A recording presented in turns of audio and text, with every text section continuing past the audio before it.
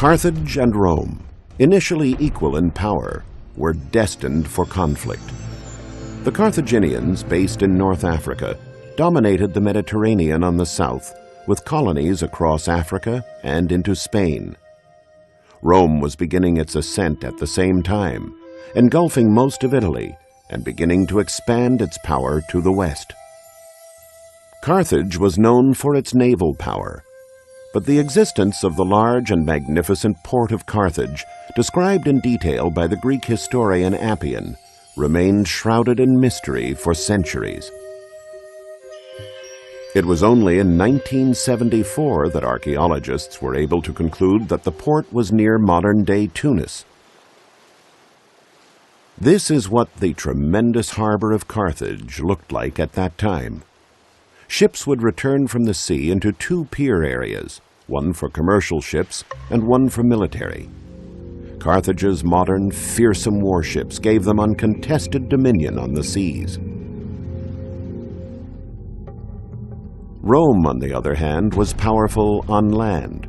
Their war strategists continually innovated and developed siege and war machines that their enemies had never encountered.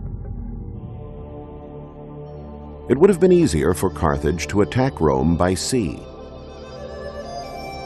But instead, Hannibal, Carthage's great general, thought he would surprise Rome. He planned a bold overland expedition to attack Rome. He would take with him 90,000 infantry, 12,000 horsemen, and 40 elephants. His first move was to attack an ally of Rome, a city called Saguntum in Spain. Roman soldiers were already in the city as observers when Hannibal arrived. When the citizens heard that Hannibal was on his way, they called an emergency session to discuss war. These assemblies were held in open spaces or in theaters such as this one from the imperial age. Saguntum asked for help from Rome, but Rome was undecided, not sure whether it was wise to get involved in a war with Hannibal. That indecision is still famous today thanks to the proverb, "While they debate in Rome, Saguntum falls."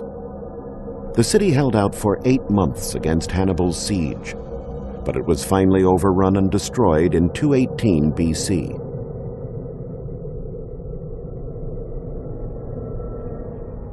The Carthaginians took the surviving citizens of the city and sold them as slaves, a habit the Romans practiced as well. But the Roman soldiers who were there, they took along as hostages.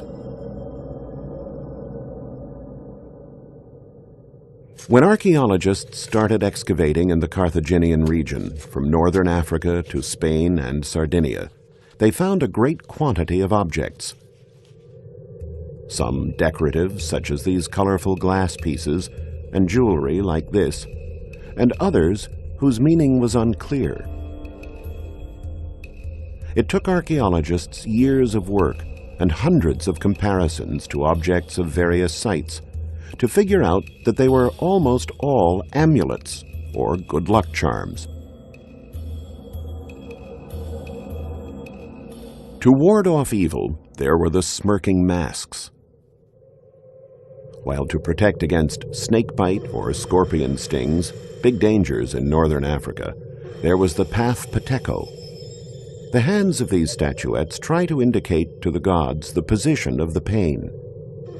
Carthaginian art was thus strongly tied to magic, as well as being in great demand throughout the Mediterranean. Statues, busts, and friezes tell the tale of heroic or mythological journeys. In the Roman cities, great quantities of art objects adorned the houses and were found everywhere on the streets.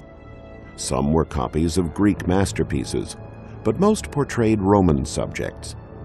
What were they for? Were they purely for aesthetics, or were they commemorating some event? Actually, the Romans loved art and used it widely in their rich and luxurious homes. But along the roads and in public spaces, the intention was not aesthetic, but political. researchers discovered that the various sculptures and depictions were used to spread political and civil agendas, or to magnify Roman conquests. They were also used as propaganda for the family or political party that financed the works. The Romans were the first to understand the power of images to influence public opinion. As the Romans and Carthaginians met on the battlefield and interacted with each other, the art and culture of the different civilizations became intriguing to both. Although enemies, the two empires thirsted for knowledge of the other.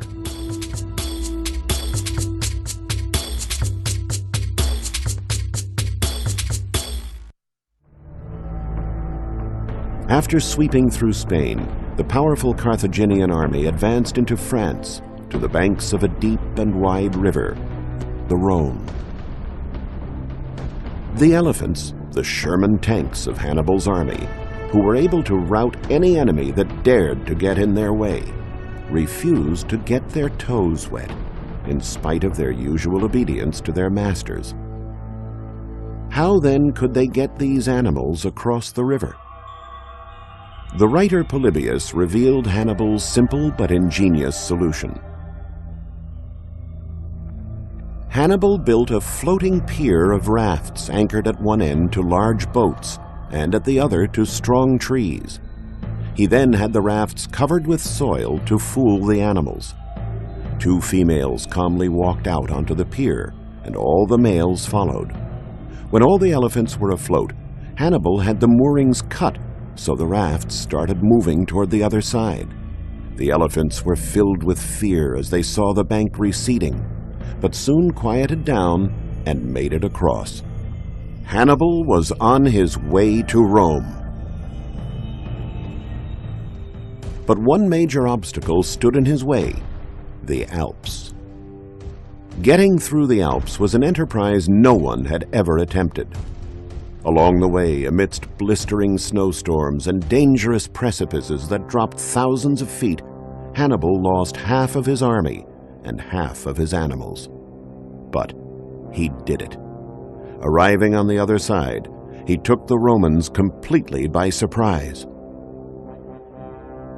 The Carthaginian army scored victories on the Ticino and Trebia rivers, at Lake Trasimeno, and lastly at Cannae.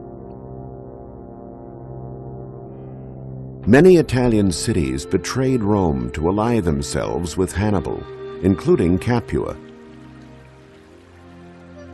The unbroken string of battles won by the Carthaginians brought the army all the way to the south of Rome, and here, knowing he was master of the house, Hannibal indulged in a nice long rest.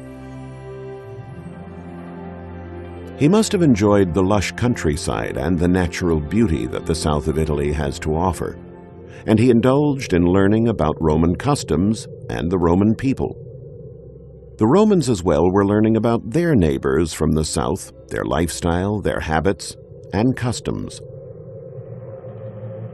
The cross-pollination of cultures left archaeologists trying to explain many of their discoveries. What were these molds for? What did they cook in these pots? And what did the Carthaginian wine, referred to in several historical accounts, actually taste like?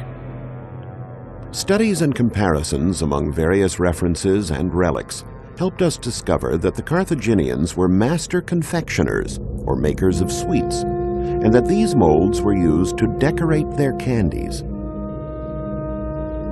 Fine. Dogs, however, numerous among the Romans and trained to be man's friend, were not kept as pets by the Carthaginians. Instead, they ate them. Can you imagine sitting down at the Carthaginian table and inquiring about the meat you were being served? Maybe after you had a few glasses of the very strong-flavored Carthaginian wine, however, you wouldn't care. Rome also was a land of avid wine drinkers. Presses like the one we see reconstructed here allowed for abundant production, but Punic or Carthaginian wines were also imported to Rome. Passum was the Roman term for the special Carthaginian wine. Wine made from dried grapes, the passito, that is still among Italy's most famous wines, was introduced to the region by the Carthaginians.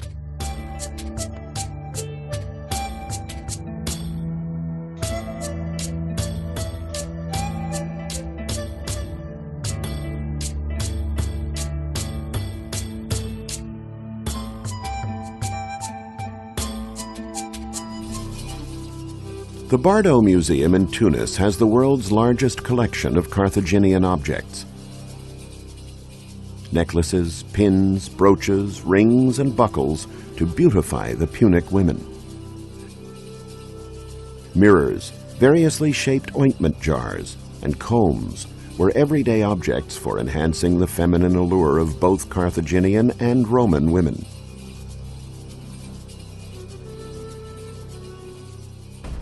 After a long rest, it was time for Hannibal to pick up his weapons again.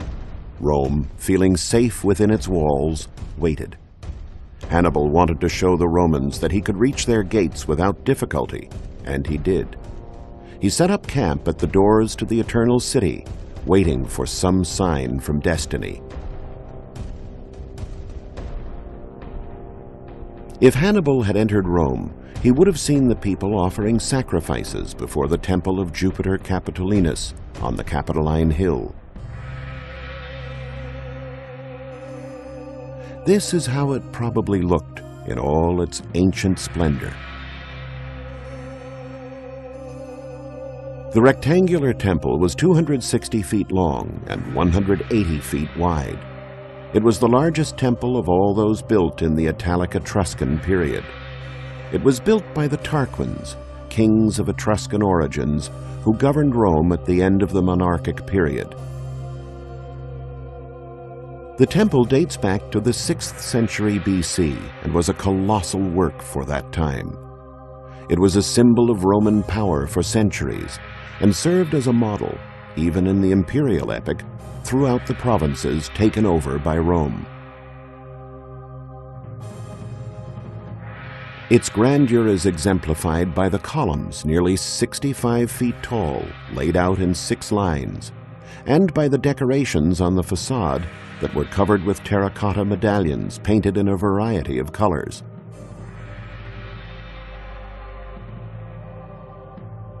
On the Capitoline Hill, the Romans held their most important ceremonies, such as the Comitia Tributa, meetings during which the plebeians or people of Rome elected their representatives.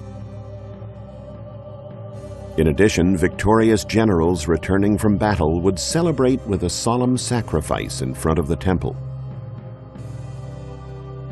And lastly, it was here that every year on the 1st of January, the consuls, the supreme magistrates of the Roman Republic, were appointed. They ran the state and had full powers and control over the army, but held office for only 12 months, almost like king for a year.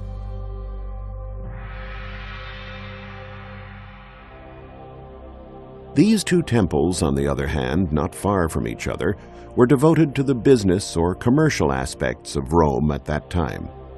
Archaeologists came to this conclusion after analyzing a series of clues. The circular temple contained the base of a statue bearing an inscription. They were able to read the names of the sculptor and that of a wealthy merchant, along with the god to whom the sculpture was dedicated, Hercules Olivarius, protector of the Oil Merchants' Guild. The other is dedicated to Portunus, an older god of the harbor. The river port of Rome on the Tiber must have been nearby.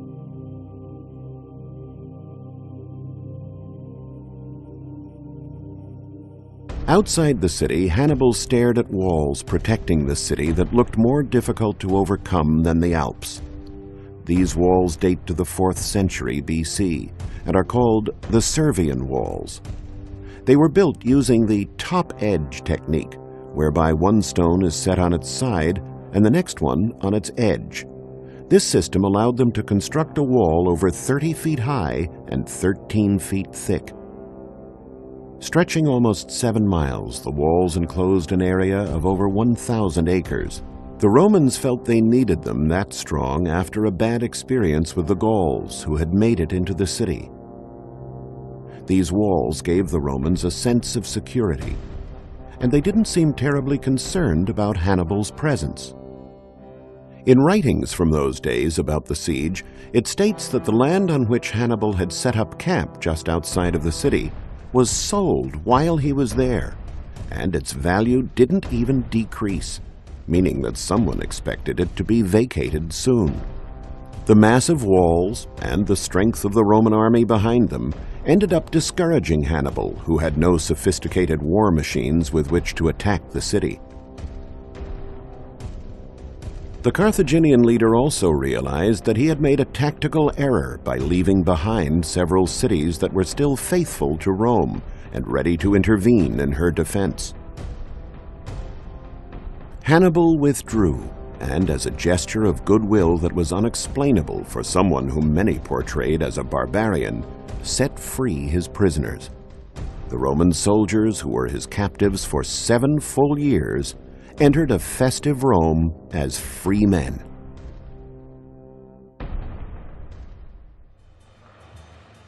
Hannibal remained in Italy for quite some time until Carthage itself was threatened by a Roman general, Africanus Scipio. Hannibal left to defend Carthage, and at Zama, near Carthage, lacking cavalry, he was defeated decisively by Scipio. Hannibal fled to the court of King Antiochus III of Syria, and Rome imposed extremely harsh peace conditions on the Carthaginians. The fame of the great leader and the hope of finding his traces drove archaeologists to dig at the hill of Byrsa. Historians and legend maintained that a city was founded there, and it was there that the only remaining Punic settlement was discovered. Archaeologists call this place Hannibal's Quarters. And it would have looked like this.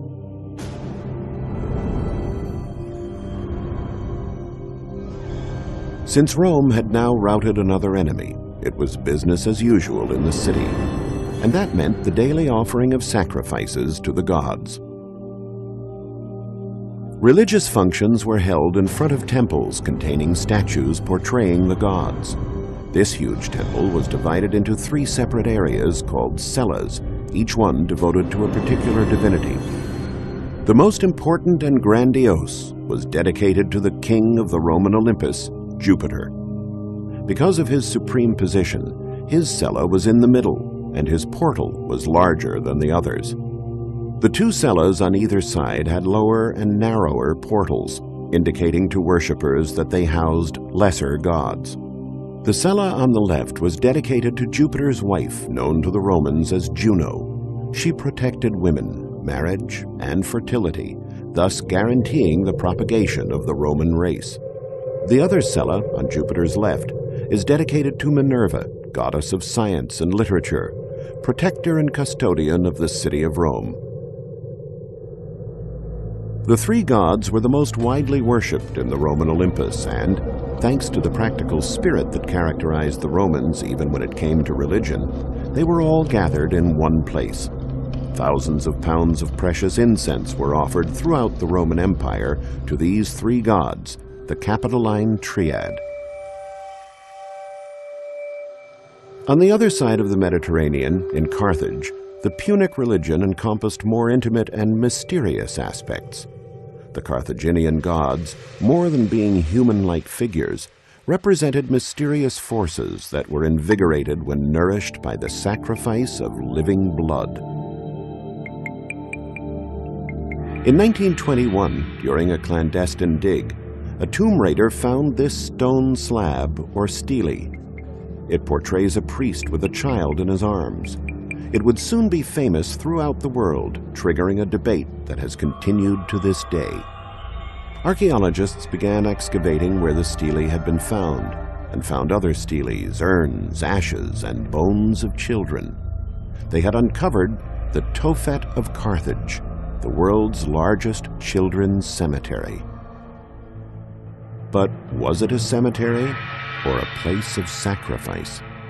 the archaeologists revealed a shocking practice. The children were put into a fire and cremated in a ceremony known as molk.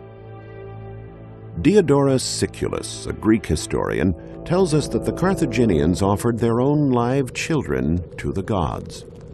The last archaeologist to excavate the Tophet was the American Lawrence Steger.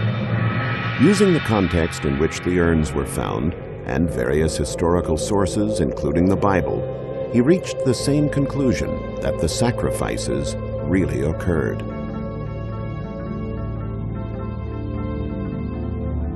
But the preeminent scholar of the Punic world, Sabatino Moscati, is of a different opinion. He believes the Tophet is merely a cemetery for children. His thinking is based on the absence of children's graves in other cemeteries in the ancient cities.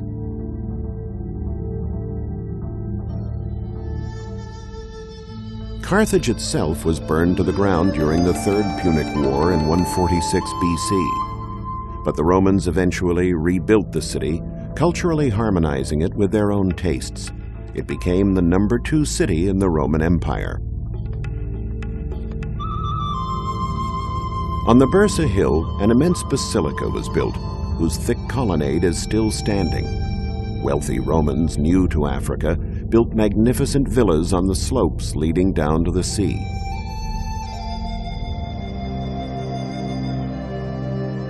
This villa, called the Aviary for the bird motif mosaic that paves its courtyard, is one of the most sumptuous.